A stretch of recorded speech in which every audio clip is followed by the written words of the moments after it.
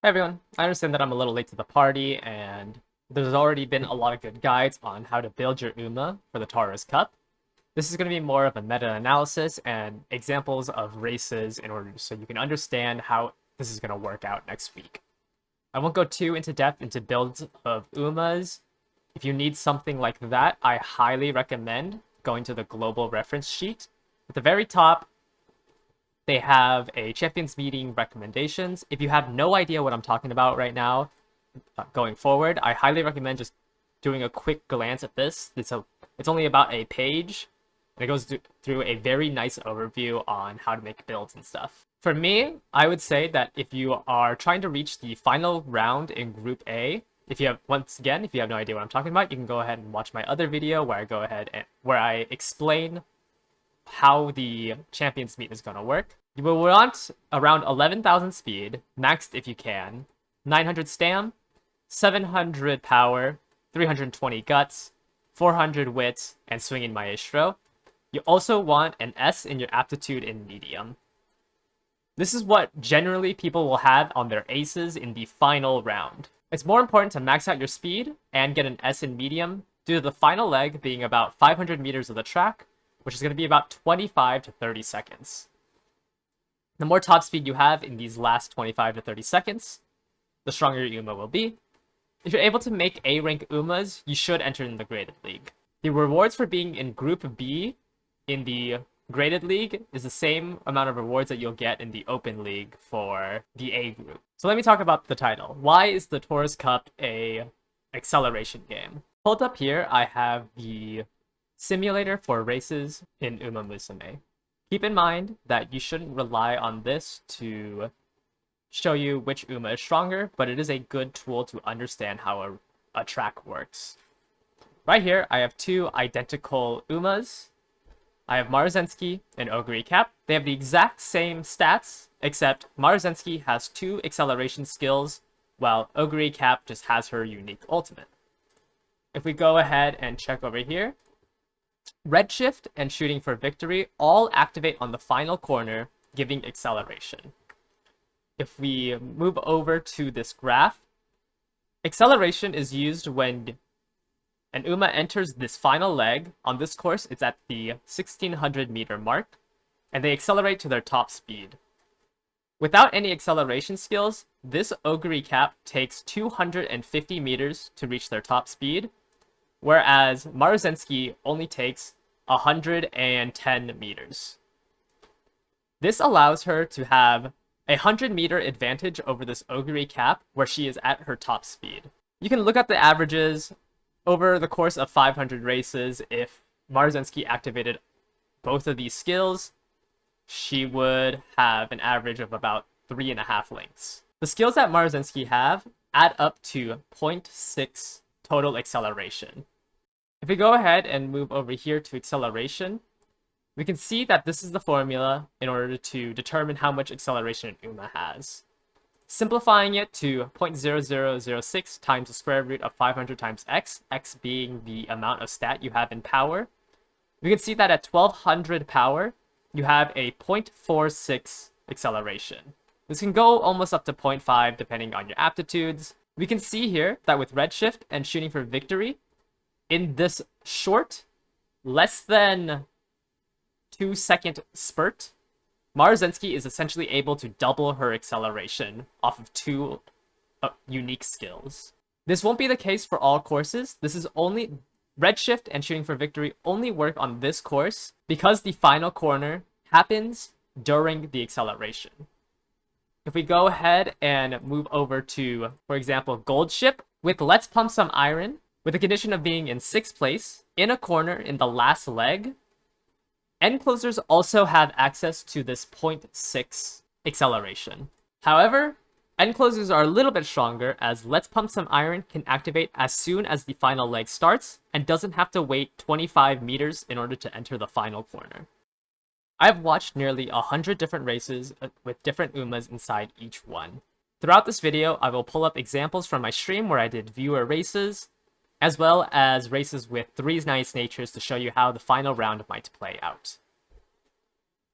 You can go ahead and look at the chapters down below on the timeline in order to skip around to see example races and how you built your strategy.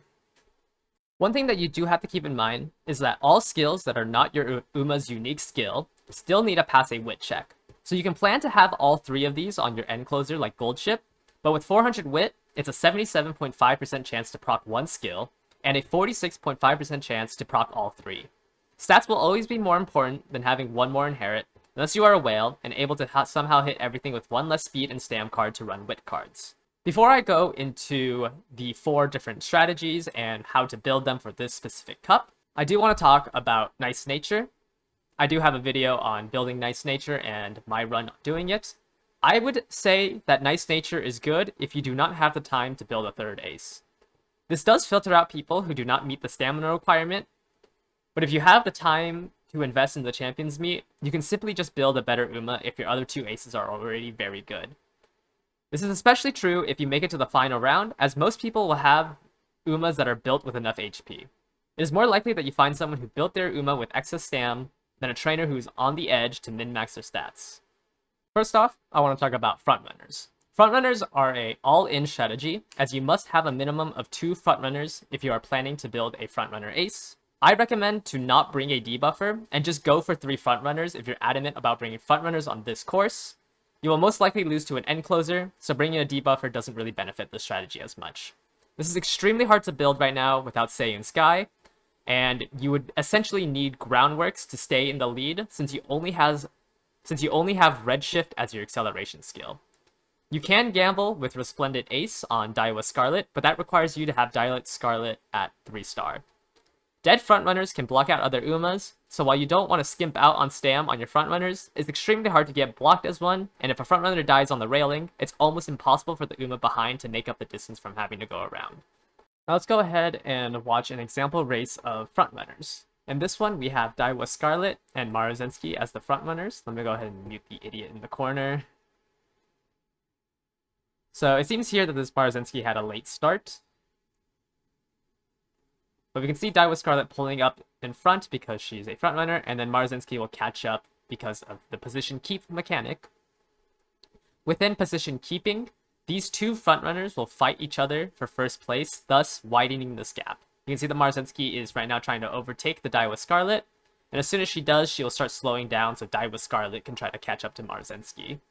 This is something baked into the game and not something that you can manipulate, so if you are planning to run a frontrunner, you have to run 2.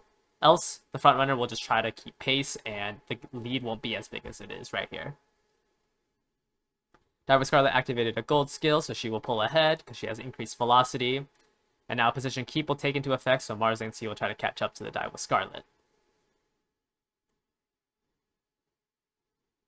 It seems that Maruzensky is unable to catch up, and we've passed the halfway point. The position keep only matters for up until halfway through the medium leg. The game is broken up to 24 sections, and the first 10 sections is when the position keep happens. So now they will race just normally without trying to take over positions. I don't know why the camera's on air brew for so long. I might cut this out. Alright, we're rounding up to the final corner, which is where all the skills should proc at the final leg for acceleration.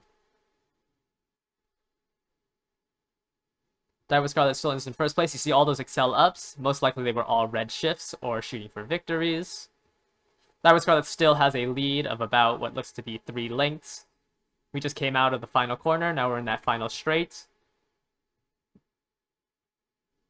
And we can see this Ogre Cap gets a velocity up, most likely Triumph Impulse. Another velocity up might have been Homestretch Haste and overtakes the Daiwa Scarlet. Doesn't even seem like it was Triumph Impulse. This Ogre almost caught up with Triumph Impulse. So even though Daiwa Scarlet had a giant lead, how did an Ogre catch up to her? Was it because of stats or anything? No. Is because of the strategy phase coefficient on the target speed. Frontrunners have currently out of the 4 positions the 4 strategies we have, frontrunners have the worst late race last spurt strategy phase coefficient. This is to balance out the other strategies and to make sure that, pace chasers, late surgers, and end closers are able to catch up with the front runner.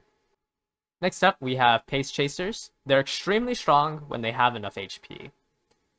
They have 0.4 acceleration in inherited skills, redshift, and shooting for victory, but they have the highest HP consumption of the 4 current strategies and will be most likely targeted by Nice Nature's double gold debuff skills the most.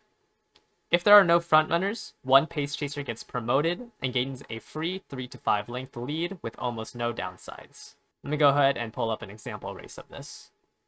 Alright, to show you the pace chaser promotion mechanic, we have this race here that I have with a couple of my viewers in my Discord.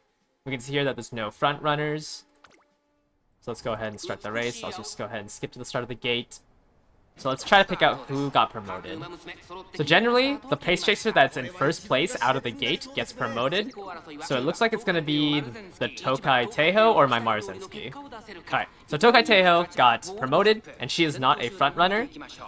It's just that because she was the most forward at the start of the race, she gets this about 2 to 3 length lead.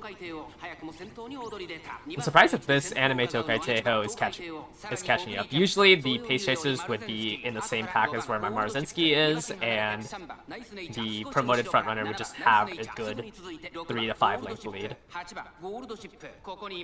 So we can continue watching this. You can see that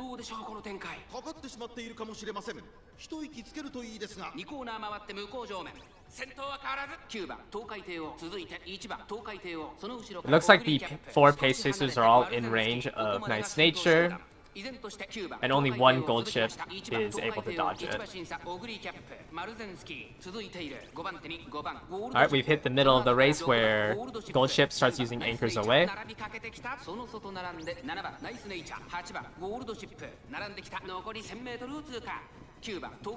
Closing into that final corner once again, so everyone should start proccing their acceleration skills. We have a mystifying murmur hit everyone.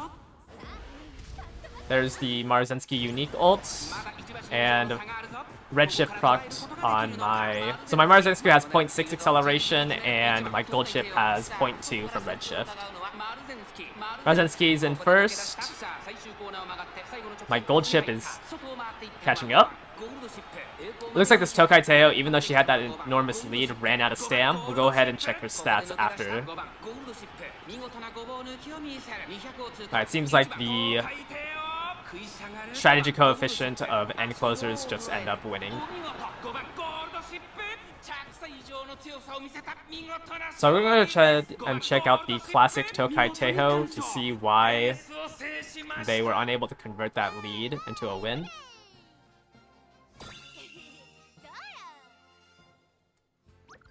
So there was 2 Nice Natures, and they ran a triple ace comp. Their pace chaser has, it appears, 700 stam with 1 gold skill and 2 white skills. So yeah, probably just ended up running out of HP against double Nice Nature.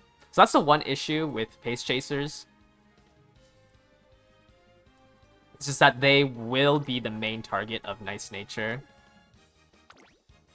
And it looks like this one has 7% and a hesitant, and mine had 8% and a hesitant. Next up, we have late surgers. They potentially have 0.6 acceleration in their inherited skills. You can get redshift, shooting for victory, and let's pump some iron. It's harder to trigger let's pump some iron on late surgers due to the fact that you have to be exactly 6th place when entering the final corner. Late surgers sometimes dodges Nice Nature's mystifying murmur, but can still get hit by all-seeing eyes. Only strong if you win that 6th place lottery and you beat out the end closers, and the skills proc on your acceleration skills. They frequently get blocked due to being in the same position as Nice Nature, so you have to hope that your Uma goes around them before entering that last leg. Finally, we have end closers. This is the easiest way to get 0.6 acceleration on inherited skills, with redshift, shooting for victory, and let's pump some iron. Compared to the other strategies, they have the highest top speed, especially with maxed out at 1200 speed and an S in distance aptitude. They frequently get blocked if your Uma does not take an outside lane, as you have to pass the other 3 strategies. This is going to be very dominated by Gold Ship, as Gold Ship's anchors away lets her increase her velocity after the position keep mechanic, which generally has them pass the late surgers. So what are the team comps that I expect? I expect Pace, a Nice Nature debuffer, and an End Closer. Pace Chasers can be Ogre Cap, due to the fact that she has Gourmand in her potential skills, so she can easily pick up 2 gold skills without having to rely on the event special week. I also see Symboli in this position a lot due to the fact that she has 20% stam in her stat growth rate, so she's able to easily hit the higher stam numbers to make up for the fact that she might only be running Swinging Maestro. And in the End Closer, usually a gold ship. I have seen maybe one person attempt to run the triple frontrunner comp. This is extremely hard to make work, as you essentially need groundworks and tail held high to trigger in the mid race in order to consistently win. Our next team comp is the Pace Late Ender. This is a triple ace. You are assuming that everyone has built their Uma to survive 2 Nice Natures. So you're going to drop your Nice Nature and put in a 3rd ace to hedge your bets on a winning Uma. I've seen ace double debuffer, like Nice Nature and Grass Wonder as the debuffers. This is a pretty lottery comp. There's so much RNG in races, and you're just all in that you proc your skills and don't get blocked out. You can't really run a solo frontrunner ace, as if none of your opponents run a frontrunner, she won't have as big of a lead as she needs. Finally, I've seen double pace and a debuffer. This is a good comp if there's no frontrunners, as you have a higher chance of being the one to get promoted. Now, what is my idea on the best comp? I don't think there's a best comp due to how everyone has different decks and different Umas. You can only pick a comp that your account can effectively build. For example, I don't really have good stamina supporters, so I can't really make the double pace work due to the fact that I'll absolutely run out of HP often. What am I bringing? I plan to build 4 different Umas. I have my Maru Pace, a Gold Ship End, and a Nice Nature debuffer. Once I'm done with some runs on the Gold Ship to try to improve it, I will most likely be replacing my Nice Nature with Symboli Rudolph as a late surger. Currently, I plan on using the Pace Chasing Maru, an End Gold Ship, and the Nice Nature debuffer in the qualifying rounds, and then replace the Nice Nature with Symboli, as I expect the final rounds to consist of gold ships and debuffers. My late Symboli will try to snipe the 6th place for Let's Pump Some Iron, and I think that anyone who made it to the final round would most likely have built around debuffers. Personally, I am more afraid of gold ship than I am of any pace chaser, but I could be wrong. Recently, people have been posting their very strong ogres, and maybe... But those strong ogres can survive 2 Nice Natures, so I just see myself running 3 aces. That's about it for this video. Thank you guys all for watching. I'll catch you guys next time. Bye-bye. These will just be extra races, so here we have 2 Pace Chasers, triple Nice Nature, 1 late, and 3 gold chips. Go ahead and blind react to this race. So there is 2 Pace Chasers, and 1 of them will be promoted. Let's go ahead and skip to the start of the padlocks. So, in terms of late surgers, it's just a 6th place lottery. We have 7 people back here. So, I mean, that's a pretty low chance to be in 6th place. Like, already we see that my Marzensky got promoted to frontrunner, even though she's technically a pace chaser. And the Tokai Teho is just right behind her.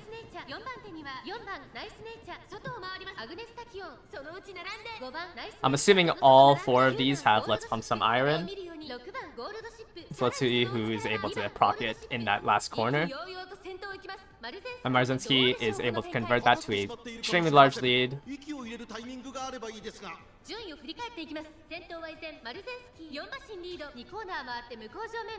I have 1 Mystifying Murmur hit my Marzensky. Right now my gold ship is in the best position for Let's Pump Some Iron.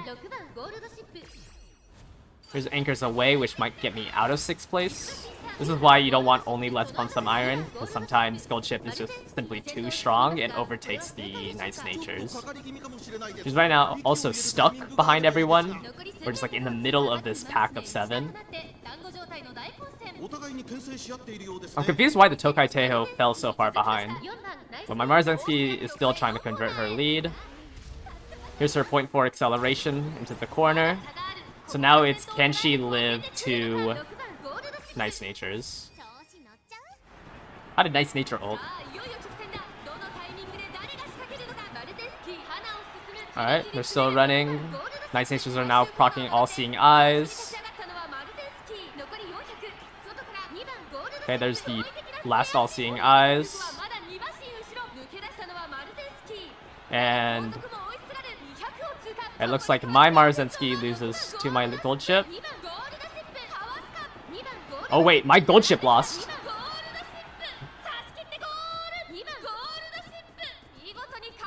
Yeah, I mean, just in a triple Nice Nature, it's pretty hard to have a strong enough pace chaser.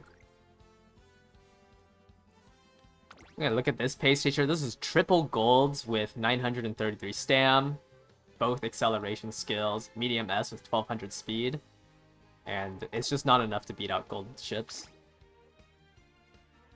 I have this gold chip here versus my gold chip.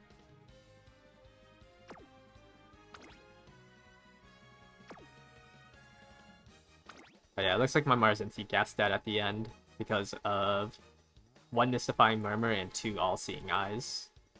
This Marzensky wasn't able to get Gourmand, so I only have a 6.5% stam restore on 850 stam. Alright, in this race, we just have one front runner, so let's go ahead and see what happens to a solo front runner.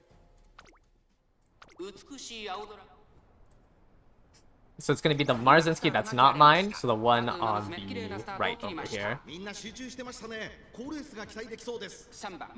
can see her pulling ahead. So right now, it's about a 5-link lead, but she just won't continue to keep this. You can see there's a pretty big gap in the pack right now. Around where my mouse is where the 10th section ends, and that's when the pack will start condensing again. And we'll see how much of a lead the solo frontrunner will have. You can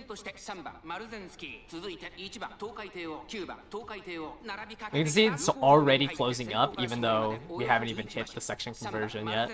Marzensky hits a velocity up though, mid-race, so she might be able to hold on to it a little bit longer. And the gap's already gone.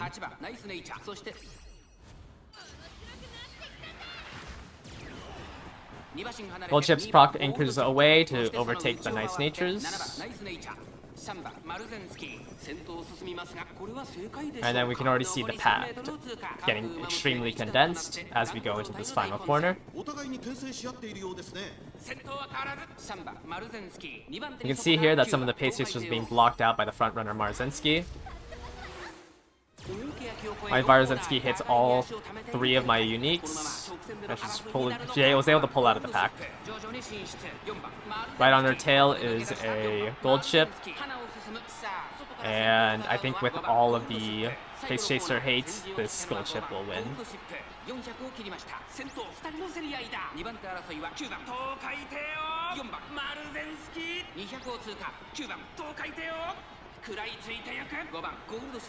And yet another gold chip win.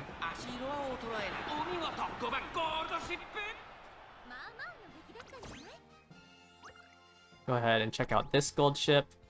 You can see all 3 uniques, medium A, 800 stam with 2 golds and 1 white. This ended up proccing all the acceleration skills, so it was able to come out of that corner extremely fast. Alright, right here we have somebody running a triple ace comp, so I will only have 1 Nice Nature affecting me, and the person with the double pace and 1 end closer will have 2 Nice Natures on their pace chasers. Go ahead and skip to the start of the padlock. I'm going to put this on 2x speed, at least for the starting bit. I'll go ahead and slow this down once we get to that final corner.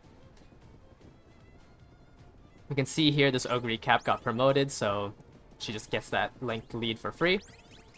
Everyone's proccing their skills. Right now, one of my Nice Natures is in 6th place. But remember, these 3 gold chips are all fighting for that 6th place lottery.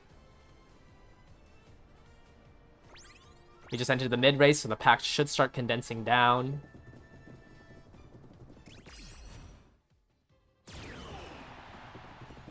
Alright, there's all the anchors away while they all try to fight for 6th place. Go ahead and slow this down while we go into this final corner.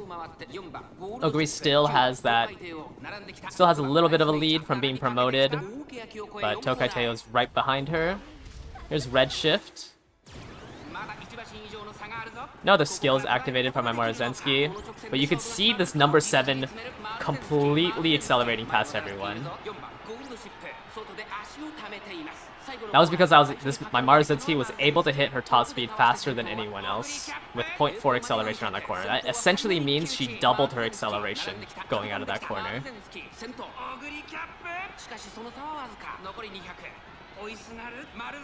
Unfortunately, it doesn't seem like enough to beat a promoted Pace Chaser. Alright, never mind. Oguri Cap ran out of HP, so my Marzensky was able to win. This is what you have to worry about when you don't have a Nice Nature, is that you will lose to other Pace Chasers if you just aren't able to have enough HP. So this Ogre Cap has double gold, but only 777, so it just dies to double Nice Nature. My Marzensky can just barely live 1 Nice Nature, so I was able to min-max the other stats.